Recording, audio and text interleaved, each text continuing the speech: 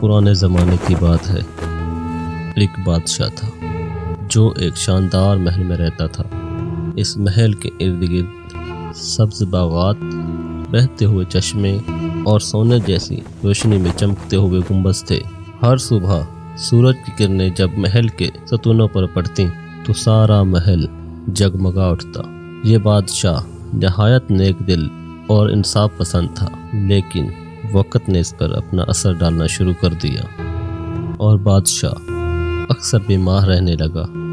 جب اس کی حالت بگڑ گئی تو اس نے اپنے وزیروں کو بلایا اور کہا، میری ایک وصیت ہے، جب میں مر جاؤں تو میری بادشاہت اس انسان کو دے دینا جو صبح کے وقت سب سے پہلے محل میں داخل ہو۔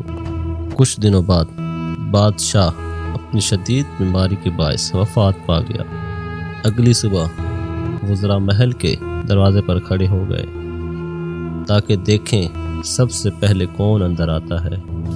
کچھ دیر بعد ایک فقیر جو روز کی طرح خیرات مانگنے آیا تھا محل میں داخل ہوا اور وزراء نے سپاہیوں کو حکم دیا، اس فقیر کو فوراً میرے پاس لے آؤ۔ جب سپاہیوں نے فقیر کو پکڑا تو اس نے حیرت سے پوچھا، میں نے کیا قصور کیا ہے؟ سپاہیوں نے کہا، یہ بادشاہ کا حکم ہے کہ تمہیں وزیر کے سامنے پیش کیا جائے۔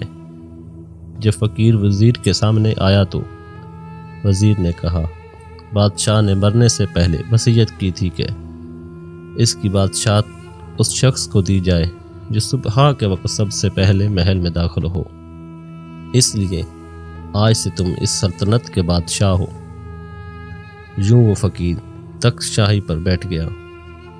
سپاہی جب فقیر کے تھیلے کو باہر پھینکنے لگے تو فقیر نے سختی سے کہا، اسے باہر مت پھینکو، بلکہ اسے میرے سامنے دیوار کے اوپر لٹکا دیا جائے تاکہ جب بھی میں اسے دیکھوں تو مجھے میری اوقات یاد آ جائے۔ گھمنڈ اور اہنکار ہمیشہ پتن لاتے ہیں۔ اگر آپ کو میرا ویڈیو پسند آیا تو سٹوری زون کو سبسکرائب کرنا نہ بھولیں۔ دھنیہ واد۔